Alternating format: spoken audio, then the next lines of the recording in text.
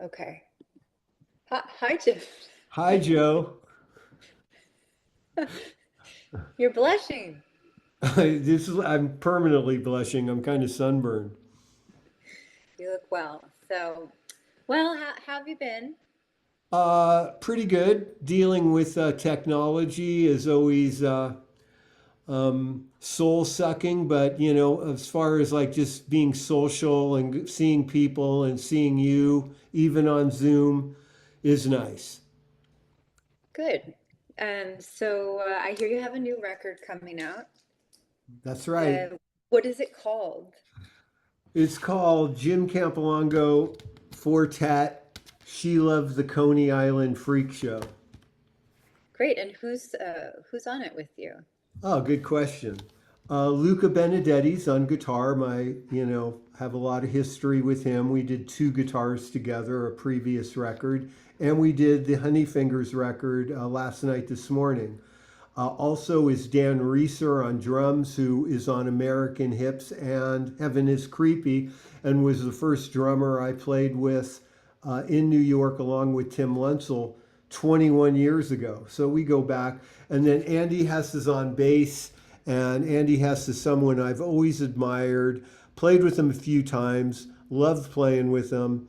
And, it's a really good band I feel really comfortable in. Well, I've heard the record. I love it. Thanks. Truly. Um, yeah, I've listened to it several times. Well, my first question is you've been at this for decades and you've made so many records. How many have you made now? I think this is my 16th record. Yeah. What keeps you fresh and motivated?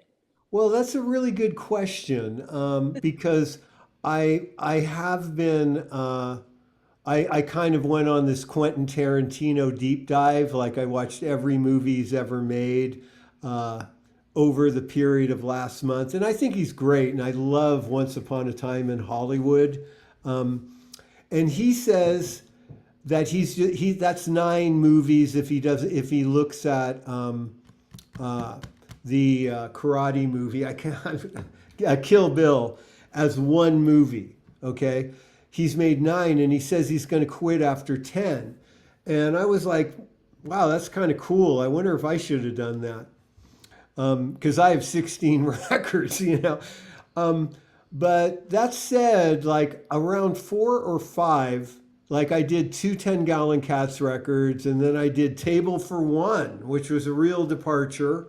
And then I went back and did a cat record with called Heavy. But around that time, I started to strategize, well, what kind of record am I going to make? Because how many Jim Campilongo records can anyone have? I mean, because even myself, like, I don't want more than two or maybe three Danny Gatton records. And, uh, there's like two Roy Buchanan records I really love. And I have all of them, but, because I love, big fan of Roy. But Miles Davis is somebody who I have like maybe 20 records of his. And he changed, and I'm not comparing myself to Miles Davis, but I started to strategize. For example, after last night, this morning, which I thought was one of my best records, uh, I did Live at Rockwood, which is really a rock, out of control record. And then I did two guitars with Luca Benedetti. And those are three different experiences. After that is this record, Jim Campilongo Fortet, She Loved It, Coney Island Freak Show, which is kind of orange ish. It's kind of a combination of Last Night, This Morning, and Orange. It's kind of a rock record. And I mean, I think it's worth releasing. Um, Now I'm skipping over, not disrespectfully, New Year with Jim Campilongo and Steve Cardenas. Um, but in some ways, strategically, I didn't want to do that record because I had just done two guitars. then there's another guitar duet record. But it just worked out that way because I was leaving New York. Steve wanted to really do it, and I'm amazed Steve it really wants to play with me. I mean, he's so good. I have so much respect for him. The guy teaches a Thelonious Monk class at the New School in Manhattan, and yet he wants to play, Home on the Range with me, And so I was like, sure, let's do it. And a label put it out. And then this came out.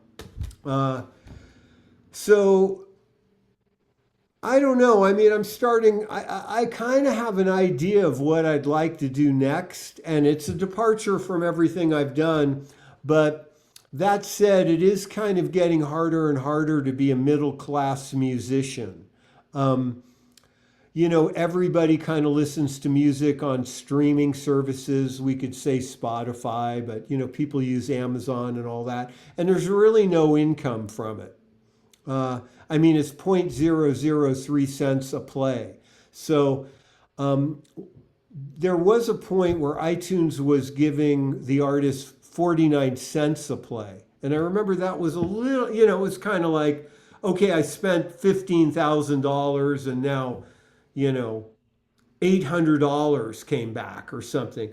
But it's a funny position, like I've been thinking about a lot lately, because in many ways I'm the luckiest guy in the world.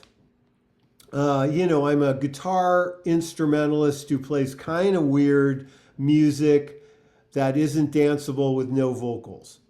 And You can dance to some of it. yeah, I guess in Buenos Aires they do. And thank you. But I am very lucky. Like and I'm not just saying that because whatever it's recording. I really feel that way. And when you complain about like royalties and stuff, people have kind of feel like it's, hey, you're not digging ditches or driving a bus or whatever. And they're right. But it does, like Mark Ribot, I read Mark Ribot's book, pretty good. And in it, he said the real shame about the current state of the music royalties aren't what the artist is making. It's all the records we won't hear, all the records that aren't being made.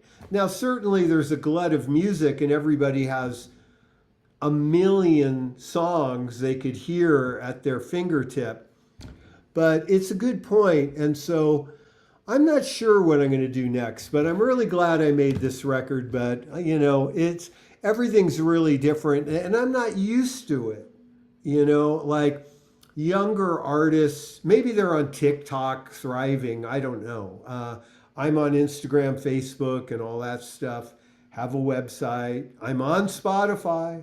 But I'm not used to it. That there's no hope for any income.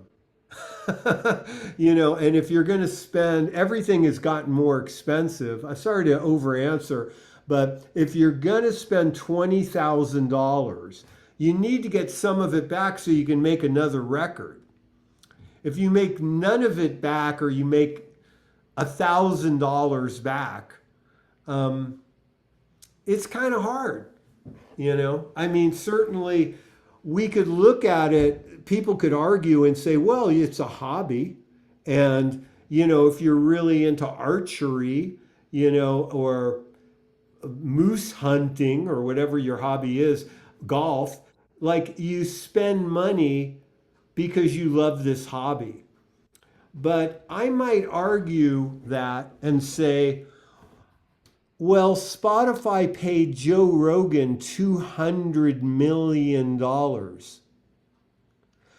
They got that money somewhere. Did they get it from us hobbyists? And if so, they got it somewhere because it is chronicled that Joe Rogan got $200 million to do his talk show on Spotify. They could maybe of that $200 million, like divvy it out a little more fairly to the musicians so we could keep on being artists. But I'm proud of all my records. Some of them, required some serious compromise because of time, and which equals cost and expenditure. But this record came out really good, and that's why I'm here, and I'm delighted that you liked it. It's even harder to get people to listen to a record these days, I think. So thanks, Joe. Oh, yeah. How did you decide to name it? What inspires your song, especially the titles? Yeah, it's a weird title. I had some other titles. I had a song and I wrote it, and it was fast and it's playful, kind of a 10-gallon caddy kind of thing. And I just thought of it like She Loved the Coney Island Freak Show. And I've gone out, on a date and had that occur. Okay. But I thought it was good. And then I'd say it at the gig because we played this song for 8 months before we recorded it. And the crowd really liked it. You could feel it. And they were on board. And a lot of, when you play instrumental music, sometimes I'll say the title to get people on board, instead of like looking down and just playing a bunch of instrumental music. We're not connecting with them with a singer. So it's like a foreign movie with no subtitles, right? So it's hard to get, I'm not putting people down. I prefer instrumental music in a lot of ways because I like that it captures my imagination in a certain way I enjoy. But that's not for everybody. And so a good title gets people on board. So, I was like, yeah, I'm sticking with this one. She Loved the Coney Island Freak Show. People would laugh, or I don't know what they'd think, There's another title I use, Miss Venezuela, and people really like that title, They don't really like Sal's Waltz, but I kept that. That's on the record. That doesn't get anybody totally on board. Maybe How'd you come up with the alien title? The Alien Star? Yes. That's a really Yeah. good question. I can't remember what I Googled, but it was at the beginning of the Trump presidency when immigrants were being called rapists and thieves, and they were really being demonized.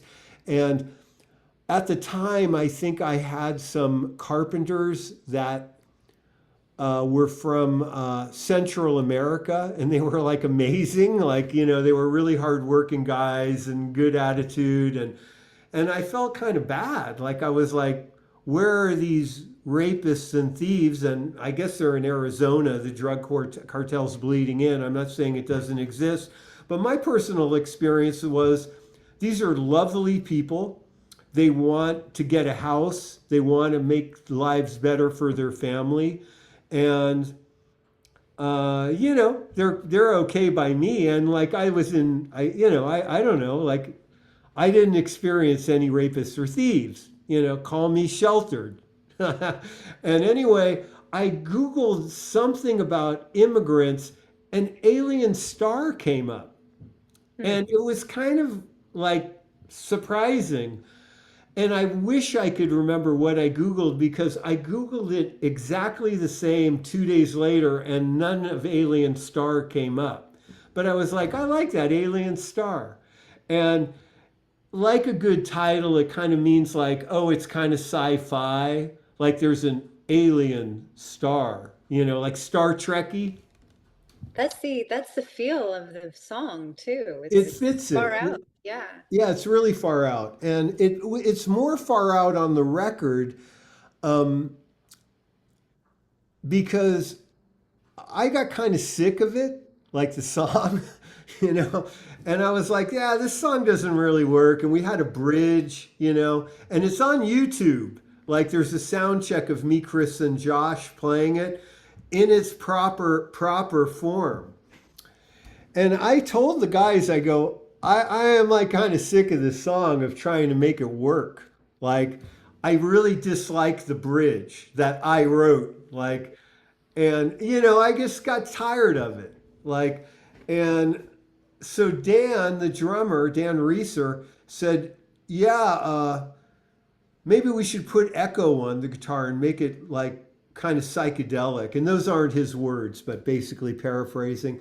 And I said, "Well," and I said it with some love. I said, "Well, I don't want to do that. Like, if you want to do that, Dan, go for it." And he's like, "I might do that." And I'm like, "Great, because I really want to hear what you do." So we went over Luca's and they messed with it one afternoon. And that's a bonus track. And I really like what they did. They really edited the hell out of it. Hmm. Like, um, the guitar line, happens a lot more than what I really played it. Um, and I played this rhythm part I was really proud of. And I listened to the recording. I was like, man, I don't know. It's like Luke is more grooving than like my guitar part that I'm all proud of. It's kind of a Fela guitar part. I played many years ago. I played with the guitarist who was in Fela's band, and he kind of would play that kind of stuff. And I was like, hey, man, wow, I'm really, authentic African guitar. But I heard it and I was like, I don't know. I like what Luke is playing. And so they mixed it and sent me what you pretty much have heard. And then I said, yeah, mix my guitar down way more. And it's like Luca's rhythm guitar is featured more than mine. But and by the way, I came up with a song order, and Hmm. Alien Star was the first song on side two.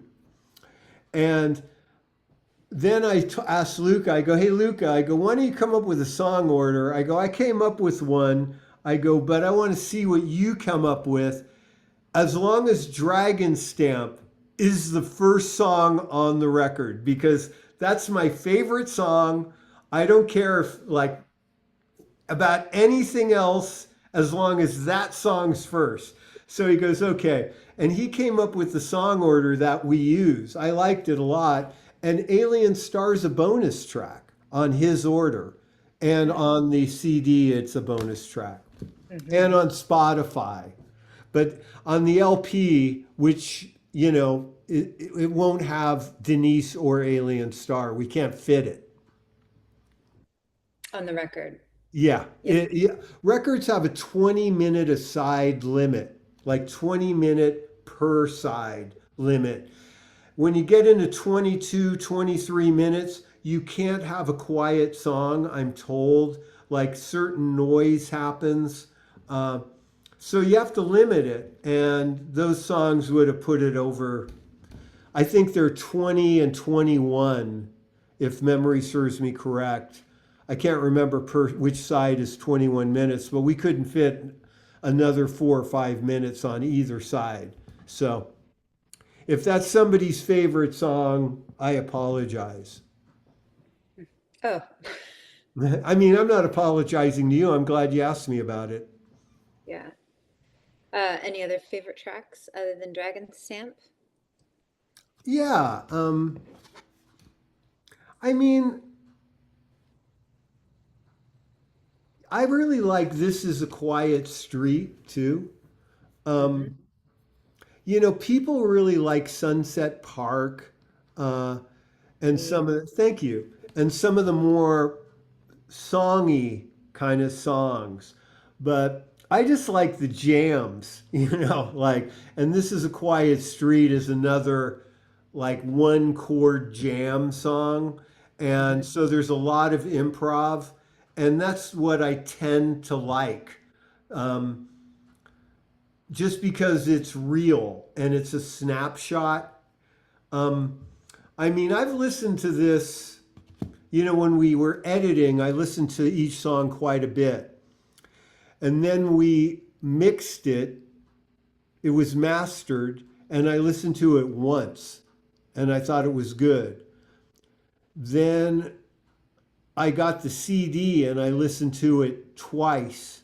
And the second time I listened to it, I was like, oh my God, this is a failure. And then I put it on a third time when I did taxes.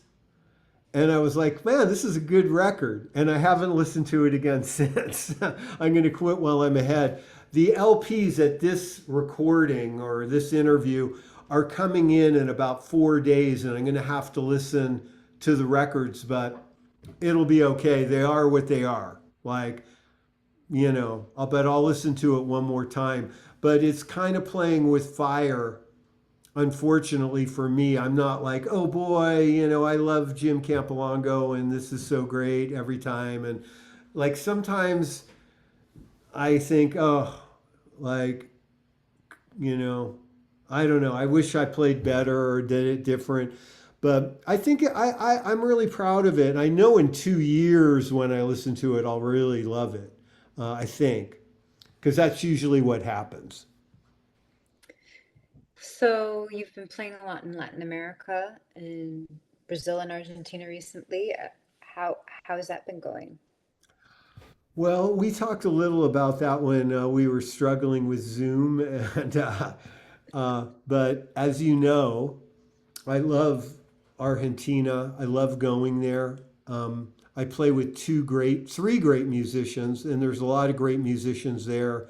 But Sergio Verdinelli plays drums, and Mariano Oturo plays bass, bajista, and the last tour we played with Nana Argan on guitar, and she's really good.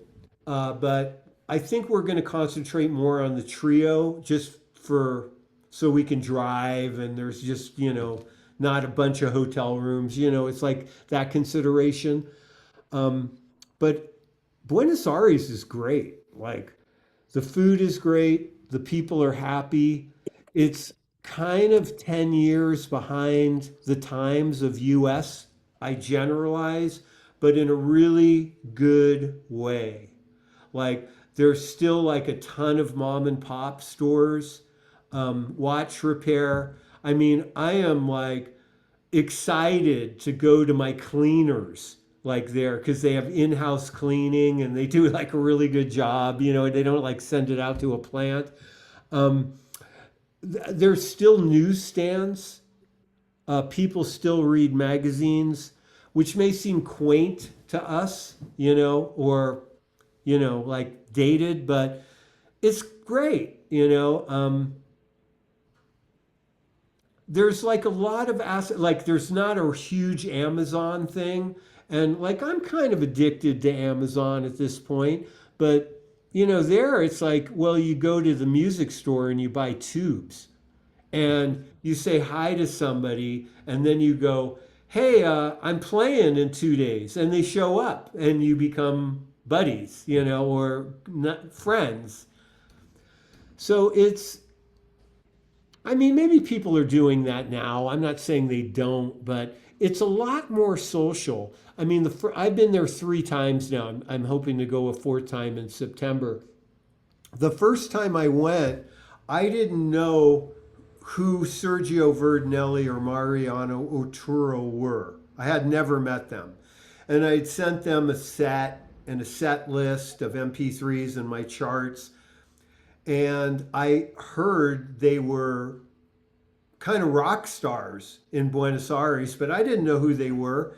And we had one rehearsal scheduled before a gig. And of course, it was the big gig. Like, we did a couple more relaxed gigs where you could kind of, like smaller, kind of Barbez kind of places. If you're a New Yorker, you know what I mean. But they were way more interested in having me over for dinner than rehearsing, And I was like, okay, yeah, I'll come over. And it was like so nice, like they had a spread and we ate, and they had like food that was special to Buenos Aires, and a barbecue, which the meat there is like, you remember, oh yeah, I remember meat tasted like this. Like, and it was really great. And I learned from those guys, like I have a gig Friday here with Spaghetti with Sam Ryder, Matt Muntz, and Scott Amendola. And I said, hey, why don't we go? There's an Italian restaurant, really close. And the owner's name is Maiko Campilongo. And we think we're cousins. And we've kind of met like through the internet. But I go, let's go to dinner after the gig. And so we're going to do that. And it's in part inspired by how people are in Buenos Aires.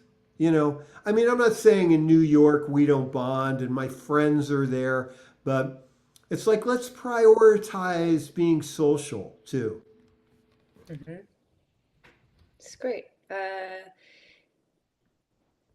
feel like you've covered all my questions. Is there anything else within your talking, is there anything else you want to share?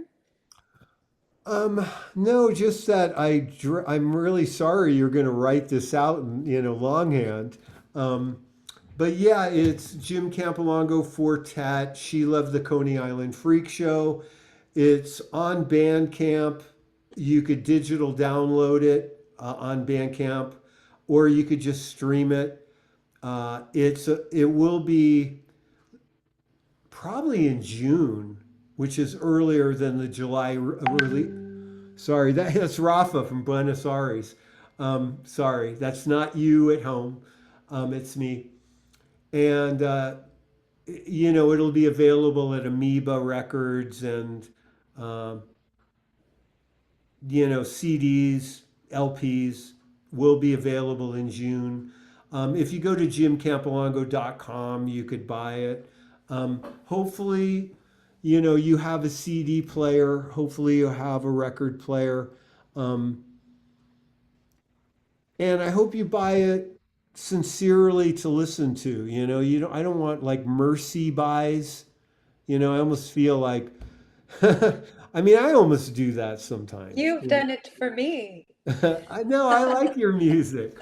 I think you're great, Joe. And listen to Jo Williamson. No, Me no, and Joe no. Gore are on her. I've been a fan for a long time. Your music's really melodic. I really love it.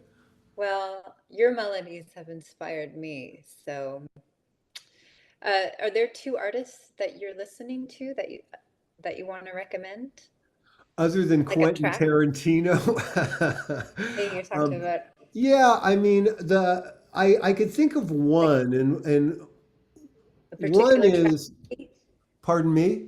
a particular track, or is it an album? It's a record because, as you know, maybe the listeners don't know, I write a column for Guitar Player magazine called Vinyl Treasures. And every month I write about some record. I have for 8 years. And I just did Judy Henske, High Flying Bird. And it's a record I've really liked for 25 years. And um, anyway, I wrote about it, so I put it on, and I was like, "Wow, this," because I kind of have to describe it, and I put it on and try and do a little of it in real time, and then I was like, "Man, this is a really great record. How come I haven't don't put this on all the time?" So I bought it for a friend of mine. Like, I just went online, and it was like $6, Judy Henske, High Flying Bird. And a week later, I miraculously got a CD of it. And I think it's from him, but I've talked to him like 5 times in between, and we've never mentioned it. Like, hey, by the way, did you get that? I assume it's from him. And the car I'm driving out here in good old California is my mother's former car. It's a 2006 Honda Civic, and it has a CD player. Mm. It's great. Like, I was listening to Jimi Hendrix Electric Ladyland. Like, I know that's like old news, and but it was great. I'm like, man, this is such a great record, and I love Voodoo Child, the long version, um, and then I got this Judy Henske CD, and that's been in my car for a week and a half, going over and over and over and over. And I think it's a great record. And everybody's kind of heard Jimi Hendrix Electric Ladyland, but Judy Henske High Flying Bird, I don't think so. And she's really a dynamo. I mean, in the article, I kind of write how intimidating she is. Mm, And I wrote something kind of snarky and I kind of regret it. Like, mm, um, something to the effect of she isn't a singer-songwriter who's writing about rainbows and unicorns. And I told Joe Gore that. He goes, "That's kind of sexist, isn't it?" And I'm like, "Well, I didn't really mean it that way, but I go, I don't want to insult singer-songwriters, like, um, but my point was Judy Henske is singing, "You were a good old train, but baby, you done broke down," and it's about some guy she's having sex with that got old, and she's pissed off. And she's going to get a new engineer, and like a lot of the songs are like that. They're really badass. And it's like, God, like, I'm a little afraid of this woman. And that's what I was trying to convey. And that's Judy Henske. And I would highly recommend it. She's on YouTube, so you don't and have to. what's the name of that song with the old train I think engineer? it's got the word engineer in it. Okay. Um, but the song Buckeye Jim is really good, and High Flying Bird is really good, the title track. Hmm. Um, it's about struggle and like not being able to rise up, out of the level you're at. Like, it's really relatable in some ways. It isn't. I met a girl on Friday. It's Sunday. I'm so deeply in love and I miss her. While you're like at, Lowe's, like, you're like, why are they playing this? Like, it's really adult. Um, and great record. I listened to High Flying Bird, the title track, and see if you like it. It's really catchy. Cool. Yeah. I'm looking forward to it. Anything else? Nah, that's it, I guess. Good to see you, Joe. Thanks for doing this. You're welcome. Um, it's always a pleasure, especially that new record. I love it. Thanks. I love Yeah. that you love it and that you took the time to listen to it. Oh my God. It's on my repeat. Yeah, it's on repeat, some of the What are your tracks. favorite songs? I love Dragon Stamp. It reminds me of Monkey in a Movie. Uh-huh. It's like a deconstructed monkey in a movie from Heaven is Creepy. Is that what? Mm-hmm. Yeah. Yeah. And uh, I love Sunset Park. I don't know. I know it's a very romantic song. It makes me feel a lot, that song. It's really moving. So Well, those are my favorites from the record. Okay. thank you. Yeah, I mean, that's really nice. And I almost think like I basically write four types of songs. Mm-hmm. And, they're all repeating this four-song template. And Mm, yes, like Dragon Stamp is kind of like Monkey in a Movie. Um, but Monkey in a Movie, I think, was played in 2006. And sometimes I think, have I improved at all or have I gotten worse? But I like that it's so stretched out and I play like two different long leads. And I really dig the leads a lot. Like, not to blow my own horn, I usually like, cringe when I listen to myself, but it's really happening. And the drum track is like slamming. Like, I love that Luca has these little rhythm breaks, and one is like, ticka, ticka, ticka, ticka. That one. I really like it. He goes like down in minor thirds, I think. And I just look forward to it. And then I like start ripping again. It's like really eventful. Where Monkey in a Movie was still like, okay, we're on the tightrope. Let's stay on it. Let's be careful. Like Dragon Stamp's like, yeah, we're in a tightrope, but who cares? Like, there's no safety net. That's all right. We really take a lot of risks on that track. And mm. again, I guess that's answering the first question or second. Like that's why I enjoy listening to it. Mm-hmm. Mm-hmm. Well, do we know how to end this? Like other than like technically, like I hit stop record, Yeah, I think so. which I can't find now. Let me see if I could find it here.